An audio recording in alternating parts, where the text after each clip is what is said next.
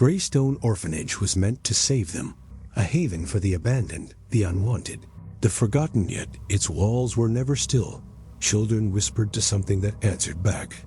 Prayers turned to bargains, and when the doors finally closed, no one spoke of what had been fed or what had been promised.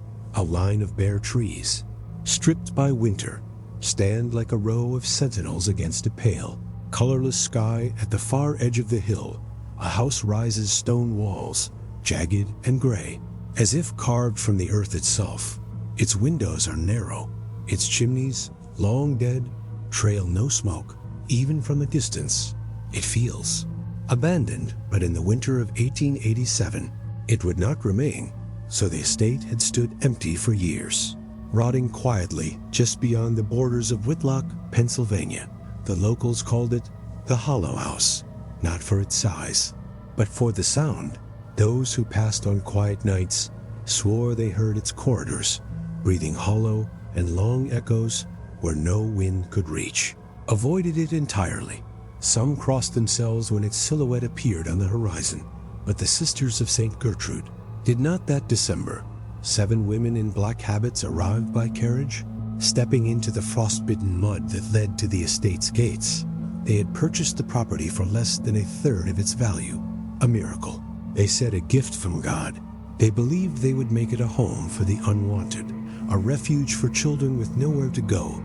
They named it Greystone Orphanage, a name they hoped would bury the Hollow House beneath a layer of sanctity and prayer, but the name never caught. Not with the people of Whitlock, not with the ones who lived closest to the hill. They still whispered the old one. The Hollow House. The sisters arrived with little more than trunks of bedding, crates of bread and flour, and a small wooden crucifix, meant to hang in the main hall.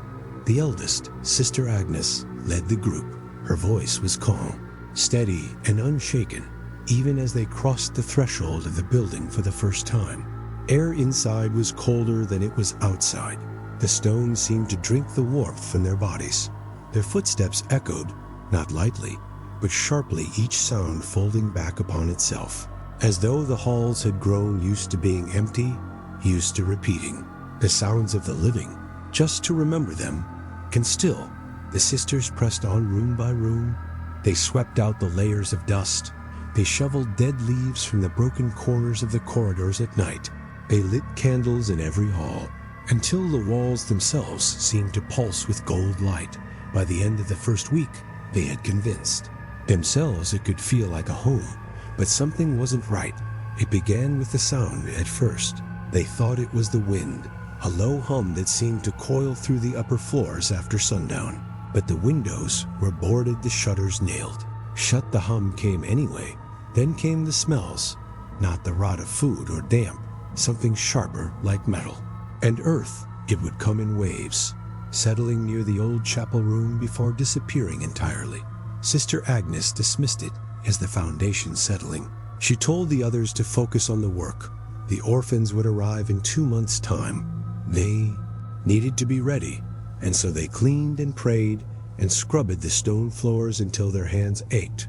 But at night, when the candles burned low and their voices hushed to whispers, they could hear the echoes again, not just their footsteps, other ones, measured slow, as though someone were pacing in the halls above one evening.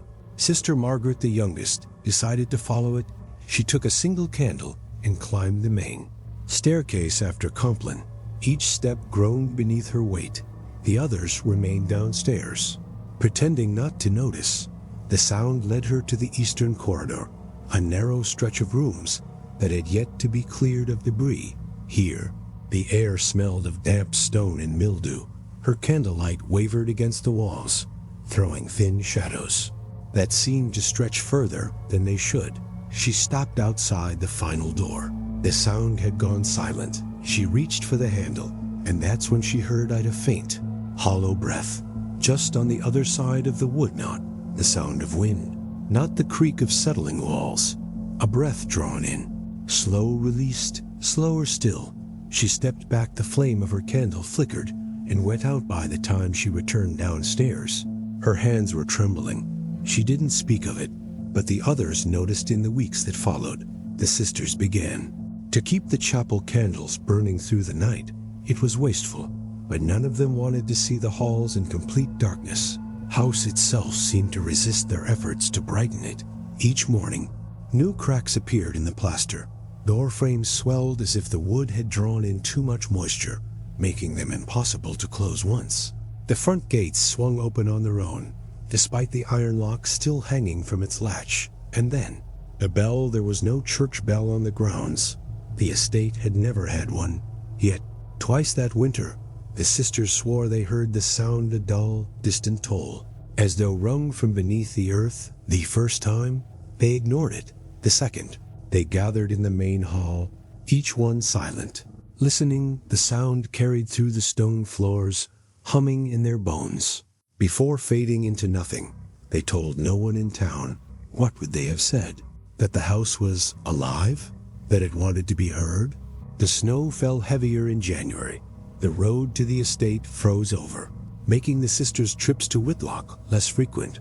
For days at a time, they saw no one but each other. The world beyond the gates began to feel distant, unreal, and inside, the house grew louder. The echoes weren't faint anymore. They came in sharp bursts, footsteps racing along corridors no one occupied, whispers that seemed to bleed through the cracks in the walls at night. The sisters woke to find their doors ajar, though they swore they had latched them shut. In the morning, small piles of earth appeared along the hallways, as though dragged in from outside. Sister Agnes urged calm. She told them fear was a test, a trial before the work of God could begin. But her voice lacked conviction. Now the others could hear it on the final night of January. A storm rolled in from the east. The wind howled over the hilltop, rattling the shutters and forcing the sisters to gather together in the dining hall. They sat in silence, their candles arranged in a circle, the crucifix from the main hall laid flat on the table outside. The snow whipped against the windows inside. The echoes began again, not above, not below, but all around. Footsteps, whispers, and something heavier, dragging slowly across the stone floor. Somewhere deep within the estate, the sisters did not move, did not breathe then. From the eastern corridor, the Gist, one no one had dared to enter since Sister Margaret's night, came the sound of a door slamming shut. Hard final, the candles flickered, the crucifix rattled against the wood, and in that moment, each of them felt it. The house was no longer waiting for the orphans, it was waiting for them. The camera glides across the frost-coated hill. Morning fog drifts low, swallowing the bare trees until only their tips remain at the top. Greystone Orphanage waits. Its slate roof glistens with meltwater. Its chimneys stand cold, empty. The air is silent, except for the distant sound of wheels crunching along the frozen path. Orphans had arrived. It was February 2nd, 1888, when the first carriage pulled up to the gates. The 20 children inside were bundled in threadbare coats, their faces pale from the long ride. Most of them had no belongings, just the clothes they wore, and a slip of paper with their names tied around their wrists. Sister Agnes was the first to greet them. She stood at the gate, hands folded, a faint smile carved into her face. Behind her, the other sisters waited, their breath turning to mist in the cold. The children filed out one by one. Some clung to each other, whispering in German and Irish. In broken English, others stared at the looming structure beyond the gates. Its windows stared back, black, unlit, like hollow eyes. The sisters led them inside, promising warmth, promising food, promising safety. But the house did not feel safe. The day passed in uneasy silence. The children were fed, washed, and given cots in the dormitory. The sisters moved quickly, their hands busy with bedding and soup kettles, as if work could drown out the weight in the air. It was not until evening, when the candles were lit in the chapel, that the first real gathering began. The chapel was the heart of Greystone, a narrow, vaulted space with peeling paint and an altar of cracked marble. The crucifix hung above, its wood warped from years of damp. The sisters lined the children in rows along the benches. Hands folded, heads bowed. Sister Agnes began the prayers in a low, deliberate voice, each word carried softly through the room, echoing off the walls. Children, tired from travel, murmured their responses, a rhythm, calm and steady until they heard it. The sound was faint at first, a low, dull tapping, not from the walls, not from the ceiling, from beneath the floor slow, even like a knuckle pressed gently to wood. Over and over again, the prayers faltered. A few children raised their heads, eyes darting toward the altar. The sisters froze in place. Glancing at one another, Sister Agnes cleared her throat and continued. Her voice was firm now, her words louder, willing the children back into rhythm. The tapping stopped for a moment, and it started again, this time quicker, as if matching the cadence of the prayer afterward. The sisters dismissed the children back to the dormitory. They whispered among themselves as the candles burned low. It must be the pipes, Sister Margaret said. The old heating lines beneath the chapel, straining in the cold, nothing more. The others nodded, though none of them looked convinced. They agreed not to speak of it. The children were frightened enough already, but one child didn't forget. Ruthie was 8 years old, with a pale scar running along her jawline and a voice so soft. The others often missed it when she spoke that night, as the others slept in their cots. She whispered to the girl beside her. She swore the tapping wasn't random. It repeated her words. Not every word, just the last one of each prayer, like a slow echo. She had noticed it because she was the only one in the back row who spoke every line. The only one who didn't let her voice drop. When the tapping began, the girl beside her told her to stop talking, that the sisters would be angry if they heard. But Ruthie didn't sleep. She lay awake long after the others, staring at the dark ceiling, waiting, and when the wind died down, she thought she heard it again, 3 soft taps from somewhere below. The next day, the sisters kept the children busy with chores. They scrubbed the kitchen floors, polished the tarnished silver in the dining hall, carried buckets of water from the well until their arms ached. No one spoke of the tapping, not openly, but Ruthie watched. The sisters as they worked, how they lingered near the chapel door, glancing down at the floorboards when they thought no one was looking, how Sister Agnes whispered to herself as she lit the candles, her hand trembling slightly when she struck a match. The house had been cold before the children came now. It felt awake that evening. The prayers resumed. The benches creaked under the children's weight. The sisters lined the aisles, their shadows long in the candlelight. Sister Agnes began again. Her voice was steady, though her eyes scanned the floor. As she spoke, the children followed her lead, their murmured responses weaving through the quiet room. The first prayer passed without interruption, then the second by the third. Ruthie's eyes were fixed on the boards beneath her feet, and that's when she felt it, not just sound vibration, a faint tremor rising through the wood, pulsing up her legs as she knelt. Then came the tap slow. At first 3, pause 3 again. This time, she didn't pray. She whispered a single word instead, so low only she could hear it: mercy. The taps followed 3, a pause, then, faintly, 3 again. She swallowed hard, her hands gripping the edge of the bench. No one else reacted. The sisters' voices carried on, louder now, trying to fill the room with sound, trying to bury the noise below. But Ruthie knew it wasn't random. It was. Listening after the service, Sister Agnes noticed Ruthie lingering by the altar. The girl stared down at the cracks between the boards, her lips pressed tightly together. When Agnes placed a hand on her shoulder, Ruthie flinched. The child didn't speak, not a word. She simply pointed to the floor beneath the crucifix. Agnes told her to go back to the dormitory. Her voice was firm, but her eyes avoided the spot. The other sisters blew out the candles one by one, leaving the chapel in darkness. And as they shut the doors for the church night, a faint sound slipped through the silence. Single, deliberate tap followed by another. Then nothing. Sisters didn't speak as they walked the halls. Their footsteps echoed softly behind them, but in the quiet that followed, each of them wondered the same thing. What had Ruthie heard? And what would it want when the prayers began again? The camera lingers on the upper windows of Greystone Orphanage. A faint light glows behind the curtains, flickering like a heartbeat.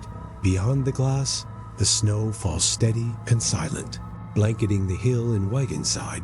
The children are supposed to be asleep, but they aren't. It began as a murmur, one child, then another, whispering in the dark dormitory at first. The sisters believed it was restlessness, homesickness, children murmuring to each other in voices too soft to hear. But the children swore the voices weren't theirs. The dormitory stretched the entire length of the east wing, 2 rows of iron beds, thin mattresses, wool blankets folded tight. The windows faced the forest, their panes fogged with frost at night. The only light came from a single lantern hung near the door, its glow barely reaching the far corners. That first night, when the whispers started, Ruthie was the only one awake. She sat upright, knees pulled to her chest, watching her breath curl into the cold air. The sound came from the far end of the room, soft, measured voice, low enough to blend with the creaks of the floorboards. It said her name, not the way the sister said it, gently, with care, not the way the other children said it, quickly, without thought. This voice drew it out, each syllable stretched thin, as though testing the shape of it. She turned toward the sound. The beds beyond hers were empty, or they should have been. She lay back down, pulling the blanket to her chin. Her eyes stayed open until morning. By the third night, more children heard it, voices calling their names, one at a time, always near the windows, always when the lantern's flame began to shrink. The sisters told them it was a dream, that the wind could sound like words when one was half asleep, but their voices faltered when they spoke, because they had begun to hear things too in the morning. The room was always colder than the rest of the orphanage, and stranger still, the beds 3 times in 1 week. The sisters entered the dormitory to find every bed perfectly made, blankets tucked so tightly that even the smallest child couldn't have managed it, sheets pulled smooth, corners squared as if folded by practice. Hands no child admitted to doing it, and the sisters had not touched them. Sister Agnes tried to keep order. She locked the dormitory doors at night. She had Sister Margaret sleep in a chair by the entrance, lantern lit, keys clutched tight in her lap. She even instructed the children to recite prayers before sleep, longer ones, in the hopes the ritual would calm them. It seemed to work for a time until Ruthie began to draw. It started with chalk on the underside of her bed frame, simple circles, perfectly round. At first, the sisters thought she was only passing the time, but then they noticed the teeth. Each circle, no matter how small, had a ring of evenly spaced points, etched along its edge, sharp, deliberate, precise. She drew them in the dormitory, in the margins of her prayer book, even in the frost that clung to the windows at dawn. When Sister Margaret asked her why, Ruthie didn't look up. She just whispered, "They like when we pray longer." That night, the sisters kept every child in the chapel. Past midnight, the benches groaned beneath the weight of tired bodies. The air was heavy with candle smoke. Sister Agnes led the prayers in a voice that wavered despite her efforts. The children's voices were thin, their words sluggish. Some of them swayed where they knelt, too exhausted to keep their eyes open. And still, Ruthie watched the floor. Her lips moved, but her voice barely rose above a breath. When the prayer ended, she stayed on her knees, head tilted, as though listening for something. The sisters pulled her away. Her fingers left faint chalk dust on the bench. No one knew where she'd gotten it. The whispers grew bolder. By the end of the week, they no longer waited for the lantern to dim. The children reported hearing them as soon as the door was locked. Names repeated softly, over and over again, until the room seemed to hum with them. Some of the younger children began stuffing rags in their ears at night. Others cried silently into their blankets, careful not to draw attention. But Ruthie didn't cry. She didn't cover her ears. She listened, and in the mornings, her circles grew more intricate. Some had lines radiating inward, connecting the teeth. Others were stacked, one inside another, like an opening tunnel. When Sister Agnes took her chalk away, Ruthie began carving them into the wood of her bed with her fingernails. On the 7th night, the sisters decided to keep the lanterns burning brighter. They filled the room with extra candles, hoping light would settle the children's nerves. They left the dormitory unlocked, thinking perhaps the locked doors made things worse, but it didn't matter. The voices came anyway this time. Every child heard them, not just their names, but words they couldn't understand, soft, wet syllables strung together in a rhythm that seemed deliberate. Sister Margaret sat rigid in her chair, rosary clutched in one hand, the lantern flickering beside her. She told herself it was wind through the rafters' pipes, shifting in the cold, anything but what it sounded like. But then she heard it clear, low, close to her ear. Her own name. She stood so quickly, the chair toppled behind her. The children stirred, some waking, some pretending to sleep.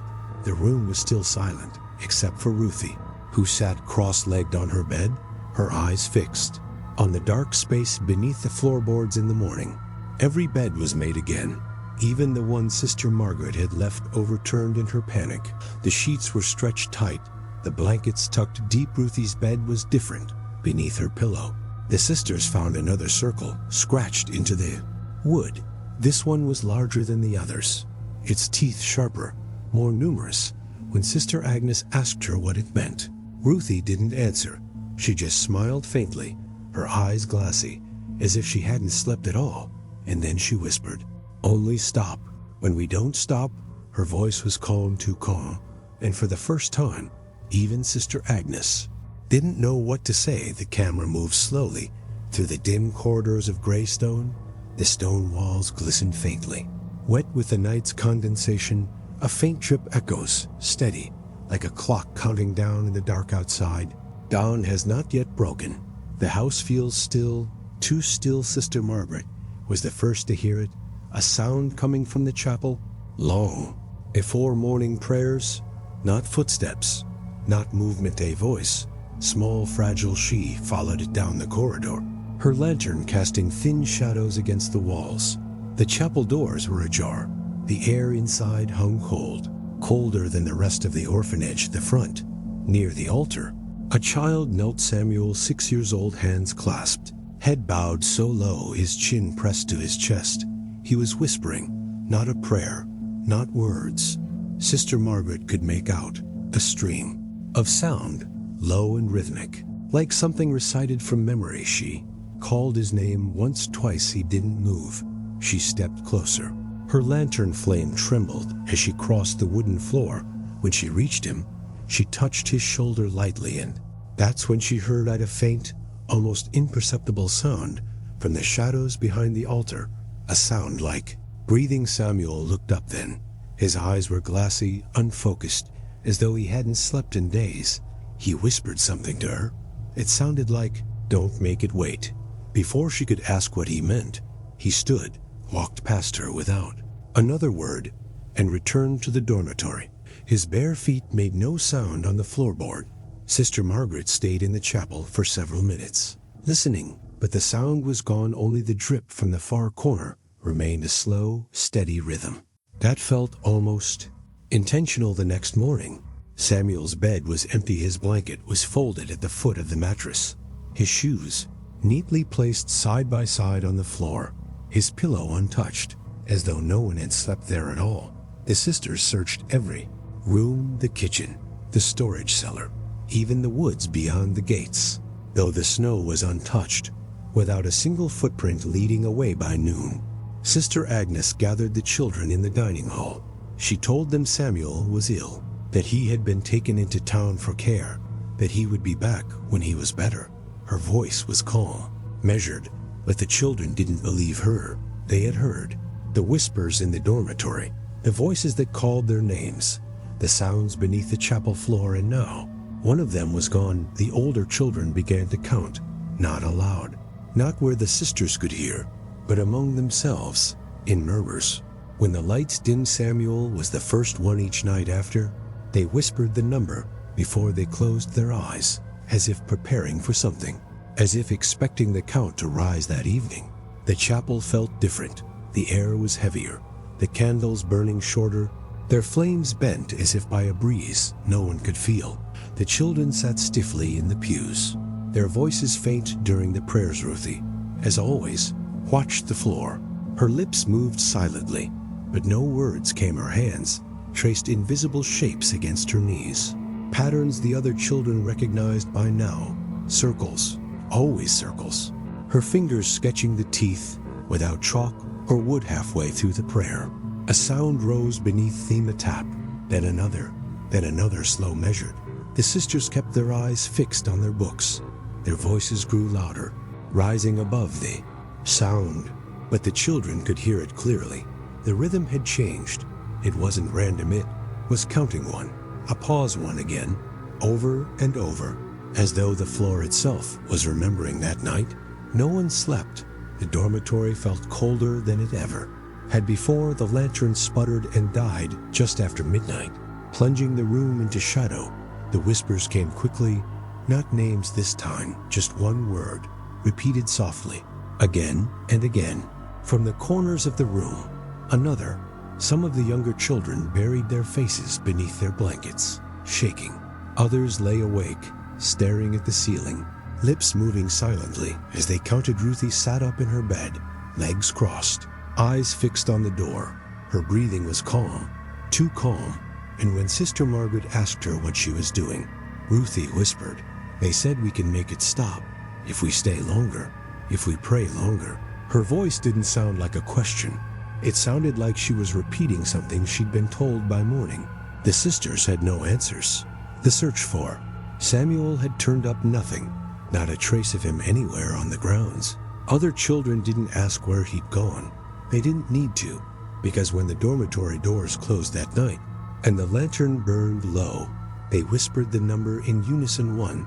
The sound of it seemed to linger in the air, just long enough for the whispers in the walls to return it, soft, drawn out, mimicking their breath.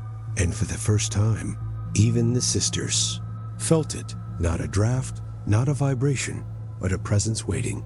And they knew the number wouldn't stay at one for long. The camera drifts through a black sky.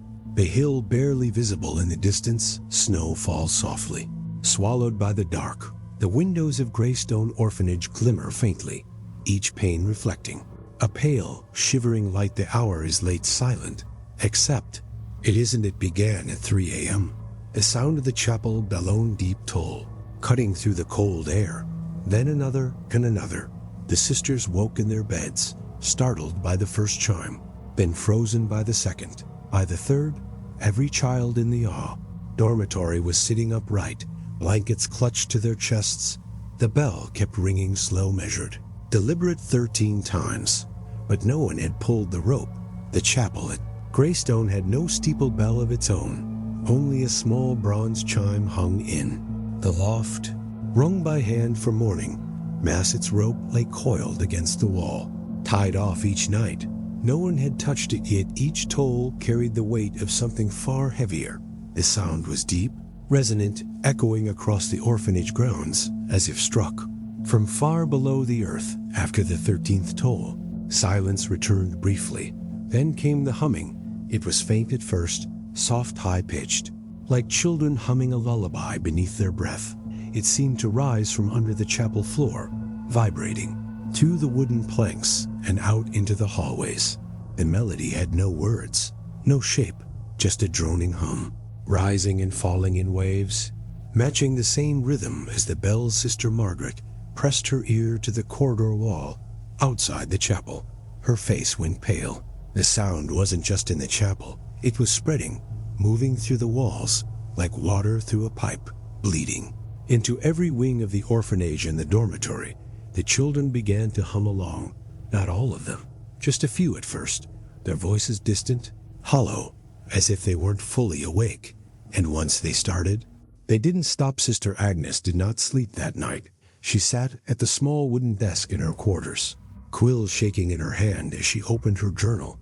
Her writing was uneven, her thoughts scattered, but one line stood out, pressed deep into the page as though carved. They are learning the rhythm. It is not ours anymore. She paused after writing it. The humming grew louder beyond her door, the sound rolling like a tide down the corridor. She placed the journal aside, folded her hands, and prayed quietly, but her words felt thin, shallow, as though something beneath the floorboards was listening. And mimicking the second night It happened again, exactly 3 a.m. The bells rang 13 times, slower than before, each toll dragging into the next like a breath too long held this time. Every child hummed along, even Ruthie. Her small body sat rigid. In her bed, eyes open, lips parted, her hum was louder than the rest, clearer. She swayed slightly as she did it, as though the sound itself was rocking her. The sisters gathered in the corridor outside the dormitory. None of them spoke. The sound of 20 voices humming in perfect unison was enough. It did not sound like children anymore. It sounded like something practicing by the third night. The bells rang before the hour.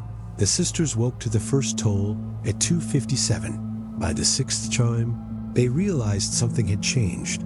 The bells were not just heard. They were felt. Each strike pulsed through the floors, the walls, their ribs, as if the sound had weight, pressing against the house, pressing against them, and beneath it all, the humming had shifted. It had grown deeper, slower, layered, like voices stacked atop one another. The children's soft notes, now carried by something lower, something from beneath. Sister Margaret clutched her rosary until her knuckles turned white. She whispered prayers under her breath, fast and unsteady, but each word felt drowned by the rhythm around her. By the ninth toll, she wasn't sure if her lips were moving to her own prayer or to the hum the sisters attempted to stop it. On the fourth night, Sister Agnes ordered the chapel rope cut, its frayed length locked away in the sacristy. They barred the chapel doors, stacked the pews against the entrance. No one was to enter. After dark, but when the hour came, the bells tolled anyway, 13 times deeper now, each sound rolling from somewhere. The sisters could not find. The humming began immediately after this time. It was no longer confined to the chapel or the dormitory. It moved freely through the walls, following the sisters as they walked, pooling in the corners of every room, like a sound that had become a living thing, and it grew louder when the candles burned low on the fifth night.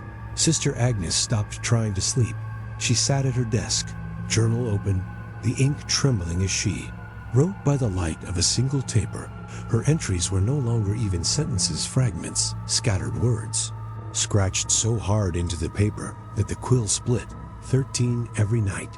The hum knows the prayers. The rhythm is not ours, not anymore. She stopped writing only when she heard it not. The bells, not the hum, a sound from directly beneath her.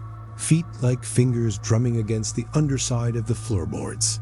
Slow testing, keeping time. And then, faintly, a voice, her own name drawn out, mimicked in the same rhythm. The bells did not stop that night. Even after the 13th toll, they continued, in a softer, irregular pattern, as if struck by many hands at once. The humming swelled to match, louder, almost joyous, rising through the walls until the whole orphanage vibrated with. If the children did not sleep, neither did the sisters. They lay in their beds, eyes open, breaths shallow, each one waiting for the next toll, for the next shift in the rhythm. And as dawn broke, the sound finally stopped, sudden, complete, leaving only a hollow stillness in its wake. But by then, it was too late, because every person in Greystone, child and sister alike, had begun to feel it, the rhythm, not just in the walls, not just in the floor, but in their own bodies, in the slow, deliberate beat of their hearts, in the quiet breath, between their words, in the spaces where silence used to be. And they knew, though none dared to say it aloud, the rhythm did not belong to them anymore. The camera moved slowly along a dirt road. The trees lean inward, skeletal, their branches heavy with ice. In the distance, a horse-drawn carriage crawls toward the hill, its wheels dragging through frozen mud. The man inside does not speak. His gloved hands clutch a leather satchel. Inside is a diary and a crucifix. Father Keene was sent by the diocese in February of 1888. Rumors had begun to drift down from Whitlock, rumors of bells tolling in the night, of children whispering names that were not their own, of a house that felt.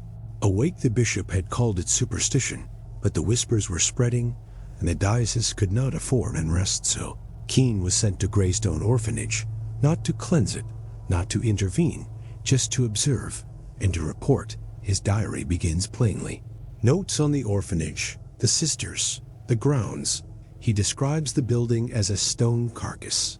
Its walls perpetually damp, its hallways holding a smell like wet iron. The children, he writes, seem silent beyond reason. As if rehearsed, he finds no laughter, no play, only the distant hum of voices that never quite reach words. Second day, his tone changes. He writes of the cold, not the winter wind. The rooms themselves, the east wing, where the dormitory sits, was colder than the outside air. Despite the fires, breath hung visibly in the halls, even as logs crackled. In the hearth and in the chapel, Keene notes candles burning at the altar, dozens of them, their flames tall and steady, but no wax dripped, not a single wick shortened. They burned and burned. Without changing, he snuffed one out himself, pressing the wick between his fingers. It was warm, real, but when he relit it, the flame rose tall again, untouched, as though no time had passed at all. The children disturbed him most, not their silence, but their voices when they finally spoke on his third evening. He entered the chapel for vespers. The benches were lined with every orphan, hands folded, heads bowed. The sisters stood behind them, faces pale, eyes fixed on the floor. The children began to pray in Latin flawlessly. Keene wrote that none of them were old enough to know the language. Many of them could not read, yet their voices were smooth, unified, rising and falling like a practiced choir. The sisters did not join in. They only listened, their lips pressed tight, their knuckles white around their rosaries. That night, Keene walked the halls alone. He stopped outside the dormitory door, ear pressed to the wood. No voices, no footsteps, only the sound of fate humming a low, constant vibration, as if coming from beneath the floor. He wrote that he felt his heartbeat slow while listening, each pulse sinking to the hum, until it felt as if his own body no longer belonged entirely to him. But something wasn't right. He scrawled in the margin, "The sound isn't only in the wood, it's in me." On the fourth day, Keene stopped eating with the sisters. He noted their unease, their whispered arguments when they thought the children couldn't hear. He overheard Sister Agnes telling Sister Margaret that the bells had changed, that the rhythm no longer matched any liturgical hour. Keene began to write less. His entries grew shorter. Erratic one page reads only, "Rooms that should be warm, colder than death, candles that burn but never fade, children who hum what they should not know, and the sound, always the sound, as if the house is breathing, as if it wants me to match it." That evening, the chapel bells tolled again. Keene was in his room, sitting at his desk. He counted each strike aloud, 13 after the last toll. The humming began, but it wasn't faint this time. It filled the corridor, vibrating through the walls until the glass of his lantern rattled. He opened his door and stepped into the hall. The children were standing there, every one of them barefoot, motionless, their faces turned toward him, eyes glassy, lips parted. None of them spoke, but their throats moved. The hum rolled from them, low and steady, their bodies swaying slightly in unison. Keene gripped his crucifix. Stepping back into his room, he closed the door, but the hum did not stop. His final entry is dated the following morning. The ink is uneven, the words pressed deep into the paper, as though written with a shaking hand. "The shadow does not want me to leave. It moves when I move. It waits when I stop. It is not bound to the walls or the bells. It follows, and when I pray, it does not silence. It joins. It whispers the words back to me, slower, as though savoring each one. I do not think it will let me write again." The diary ends there. No signature, no closing prayer, only a faint smear of ink trailing off the page, as though the pen had been dragged away mid-stroke. Father Keene was never seen again. The diocese claimed he had returned to Whitlock. The sisters said he left before dawn, but no one saw the carriage depart. Only thing left behind was the diary and a faint impression on the floor beside his desk. A perfect circle etched deep into the wood, each edge lined with teeth. The camera lingers on the chapel doors. The wood is swollen with cold, its hinges sagging under the weight of years. A faint light seeps through the cracks, flickering against. The stone like a candle behind a coffin lid inside. The sisters are preparing for midnight mass. The snow outside muffles the world, but inside, nothing feels still. Sister Agnes had made the decision herself. The orphanage had survived the bells, the humming, even the investigator, who had vanished without a trace, but the whispers had not stopped. And now, more children were gone, 3 in a single. Weak beds left, neatly made shoes placed carefully at their feet. No footprints in the snow beyond the walls. The sisters were exhausted, their voices hoarse from constant prayer, their eyes hollow from nights without rests. So Agnes gathered them all, 6 sisters, each clutching their rosaries, each pale as the frost creeping along the windows. They would hold a mass at midnight, a cleansing, a final plea for silence. Chapel was colder than the corridors, the air so heavy it felt almost wet. The candles on the altar burned tall and still, their flames a motionless column of yellow-white. The benches were empty, every child locked in the dormitory. For the night the sisters moved slowly, their steps echoing far louder than they should have on the wooden floor. They lit more candles, set the altar cloth, opened the missal to the prayers for exorcism. Each movement felt rehearsed, mechanical, as though the ritual had already begun before they even spoke. Sister Agnes rang the small handbell to mark the beginning of Mass. The sound was thin, brittle, and seemed to disappear into the still air without echo.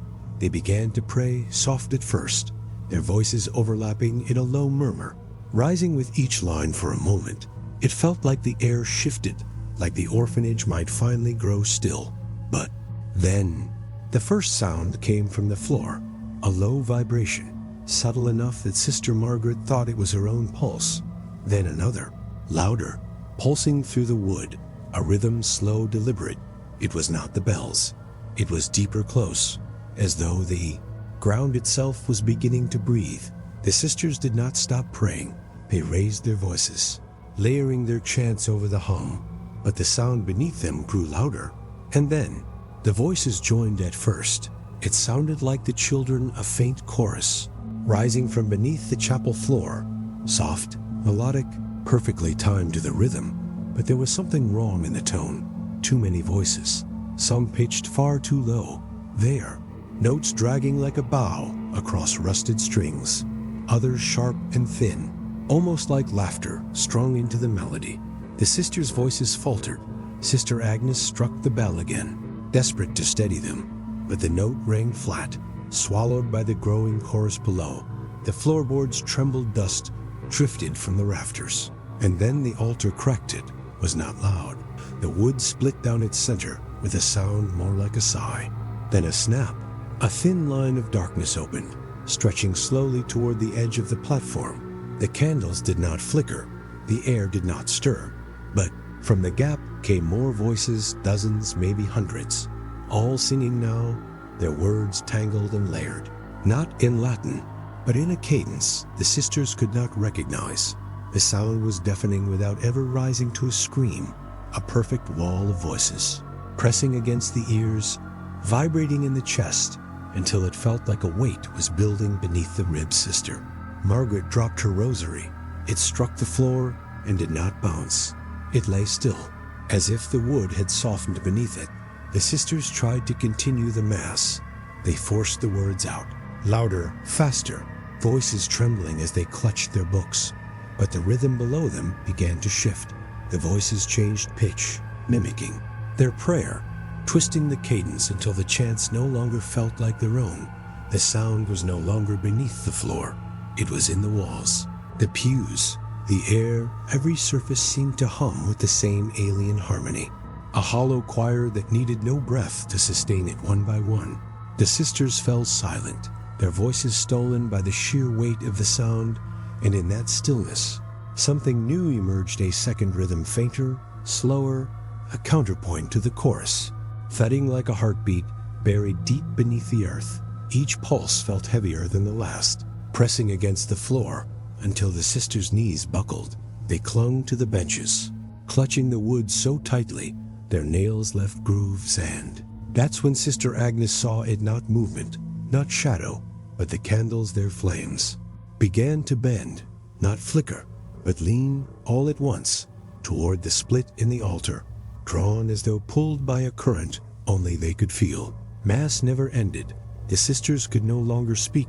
Their lips moved, but the words would not come only. The voices beneath the floor continued louder than ever, rising and falling in perfect waves. A choir with no breath, no body, no end. At some point, the handbell on the altar rang on its own 3 times, no hand near it, each chime sharper than the last, cutting through the chorus like a blade. And then silence, not the kind that brings relief, the kind that feels held, tensed, waiting.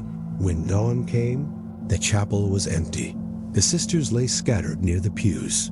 Their candles burned down to stubs. Though none of the wax had melted, the altar was still. Split, it seemed blackened as if charred from within, and 3 beds in the dormitory were empty, each blanket folded, each pillow untouched. 3 pairs of shoes neatly placed at the foot of each bed. The children did not cry. They did not ask where. Their friends had gone. They only whispered the new number before they slept 4, and somewhere beneath the chapel floor, the voices whispered it back. The camera pulls slowly across the town of Whitlock. Its streets are empty. Lanterns sway in the cold wind, their glow barely cutting through the fog. On the far hill, the orphanage looms against the night sky. Its windows, black and waiting. The letters from Greystone had been sent for weeks, each one stamped with the Sisters of St. Gertrude's seal. Each one ignored. The diocese had grown tired of whispers. They feared gossip more than the claims themselves. A public closure would spark questions, rumors, scrutiny. So the order was clear. Greystone would remain open. The bishop sent a single letter to the sisters. Its ink was clean, its language measured at the bottom. Beneath his seal, a single line stood out. There is no darkness where there is faith. Sisters read the statement in silence. The paper trembled in Sister Anne's hands. Though her face betrayed nothing, they had begged for help, for exorcists, for reassignment, for anything to take them away from the house that now felt less like sanctuary and more like a lung, breathing around them. But no help would come, only a phrase cold, rehearsed, sent from miles away by men who had never stepped inside Greystone's walls. The sisters folded the letter and placed it in the sacristy drawer, where it would remain untouched. None of them spoke of it again, but each one began to pack a small bag in secret. The night after the letter arrived, the orphanage grew unusually still. The hum that had been constant in the walls, the floors, the air was gone. The children slept without whispers. The sisters dared to breathe freely, if only for a few hours. It was a silence none of them trusted. Shortly past midnight, Ruthie woke first. She sat upright in her bed, staring at the window across from her. Frost had bloomed over the glass, crawling in delicate, branching lines that reached inward like a hand. She whispered to the girl beside her. The girl did not stir outside. There was no wind, no storm. The snow lay undisturbed on the grounds, but inside, the frost on the window began to crack, not outward, inward, tiny fissures creeping along the glass with a sound just loud enough for Ruthie to hear. And that's when she saw it. Every window in the dormitory was webbed with cracks, fine hairline fractures, growing slowly as though traced by something unseen. Ruthie pulled her blanket to her chin. The room was freezing, but her breath didn't fog in the air across the orphanage. The sisters stirred Sister Margaret, lit her lantern, and stepped into the corridor. The flame flickered once, then went rigid, frozen as if caught mid-motion. She glanced toward the windows, lining the hall. Each pane of glass glimmered with frost, each one cracking. It began all at once. Every window in Greystone shattered inward, not one at a time, all at once. A single, invisible force pulling the glass toward the rooms, sending shards flying across the floors, the beds, the pews, the corridors. The sound should have been deafening. Hundreds of windows tearing apart, spraying fragments into the air. But outside, down in Whitlock, no one heard a thing. The townsfolk would later swear the night was silent. Not even the bells rang, not a single noise. Reached the valley inside, though. The silence was worse than sound. The glass didn't fall naturally. The shards hung for a moment in the air, suspended as if caught by some slow, unseen current.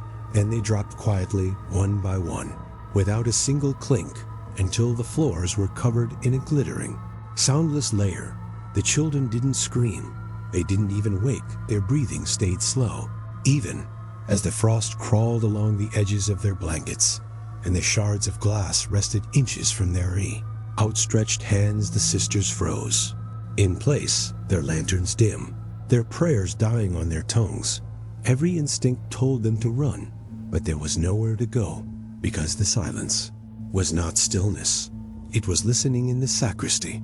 Sister Agnes opened the drawer and pulled out the bishop's letter. Her hands shook as she read the words again. There is no darkness where there is faith. The ink seemed darker than before, almost wet, as though freshly written. She crumpled it in her fist, but the silence pressed harder, heavier. Every breath in the room began to feel synchronized, shallow, as though drawn in by one set of lungs, released by another. And then, beneath that suffocating stillness, came a sound, a faint, deliberate tapping from the walls, from the floorboards, slow, rhythmic, like fingers keeping time. It didn't echo, didn't grow louder, but it spread, moving from one end of the orphanage to the other, circling, tracing the halls with a precision that felt purposeful. The sisters gathered in the chapel, clutching their rosaries until the beads dug into their skin. The children remained asleep, even Ruthie. No one dared to speak outside. The hill was dark. Still no light spilled from the shattered windows, and in Whitlock, the streets stayed quiet. No one looked toward the hill. No one heard a thing by dawn. The frost had melted. The shards of glass were swept into neat piles by unseen hands, gathered in corners of each room as if waiting to be counted. The children awoke without memory, their voices soft, their faces pale. The sisters did not write to the diocese again. Not that day, not ever, but later. One of them would admit, in a whisper to a passing priest, years after Greystone was abandoned, that the silence from that night never truly ended. It followed them. It lived in the pauses, between their prayers, in the moments when no one was speaking, and sometimes, in the stillness. It tapped back. The camera moves through the trees at dusk. Branches bend low, scraping against each other in the windless air.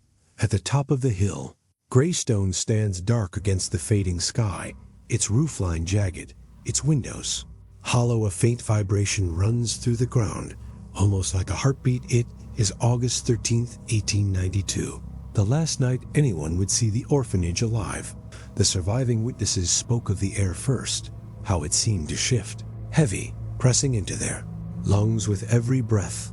The walls, they said, felt warm, as if the stone itself were exhaling, the faint rise and fall of each surface matching the slow rhythm in the floor beneath their feet. Inside, the children had gathered, not by command, not by the sisters' instruction, on their own kneeling. In the chapel, rows of small figures bent forward, foreheads nearly touching the wood. The sisters watched from the back of the room. None dared interrupt. They whispered among themselves, clutching rosaries until their palms burned, but no one moved. Closer, because the children were praying, and the words were not words any of them recognized. It was not Latin, not English. The syllables fell heavy and deliberate, each one drawn out as though carved into the air. Their voices rose and fell in a perfect, unnatural unison. Not one child lagged behind. Not one voice broke or faltered. Sister Agnes tried to record it in her missal, but she could not keep up. The letters came too quickly, curling and sharp, foreign to her ear. Her pen scratched the paper, leaving shapes that did not feel like her own. But something wasn't right. Her hand shook as she wrote. The ink bled along the page as if the paper itself resisted the words outside. The town of Whitlock slept no one would remember hearing. The bells that night, not a single soul in the valley would claim they saw the hill lit. The orphanage might as well have vanished from the earth for those hours. But inside, the hum had returned. Not faint now, it filled every corridor, every beam, every board, The vibrations pressed into the bones of anyone standing.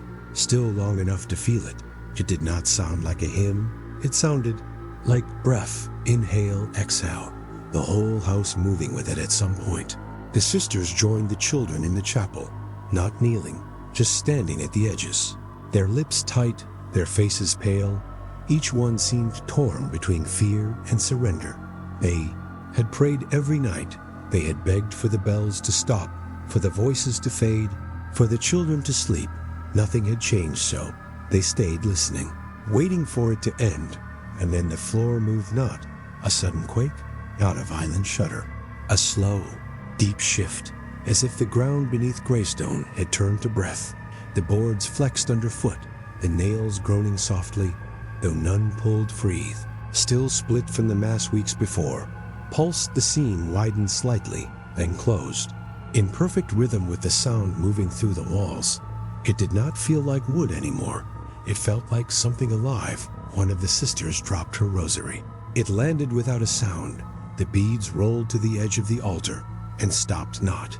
Against anything visible, just stopped. Survivors said no one screamed. Not then, not when the air thickened. Heavy as water, not when the candles along the walls leaned toward the floor as though pulled by some unseen weight. They only remembered the chant growing louder, the children's voices pressing into their ears, their chests, until it was impossible to tell where the sound ended and their own breath began. And that's when someone noticed the doors. They had closed on their own, the heavy oak doors of the chapel, pulled tight without a hand near them. The iron lock slid into place. A low click that echoed far longer than it should have. Every exit sealed. No one moved toward them, not even the sisters. The chant drowned out every thought, every instinct to flee. It felt less like a choice and more like a command. The children's voices did not break. They did not pause for breath. Whatever language they spoke, it flowed endlessly, as if the words did not need air to be spoken. The walls continued to pulse.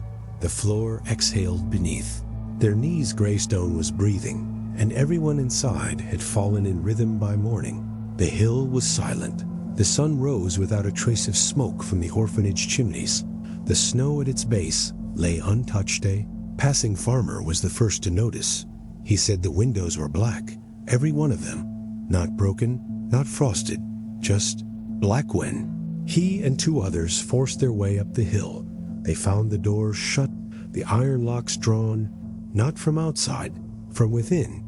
They broke them with tools, the sound carrying far in the still air. But when the doors opened, the building was empty. Every bed neatly made, every shoe placed at the foot of each frame. No sisters, no children, not a single soul. But the chapel still smelled faintly of wax and ash. The altar still split, its seam lined with a faint layer of frost. Though the day was warm, no tracks in the halls, no footprints outside. Only one thing remained to mark that night. At all along the walls of the dormitory, scratched into the wood, were rows of perfect circles, each lined with small, crude teeth. 53. In total, one for each person who had slept there the night before. The camera moved slowly along the overgrown path. Branches reached from either side, heavy with moss, brushing the lens as the path narrows toward the hill.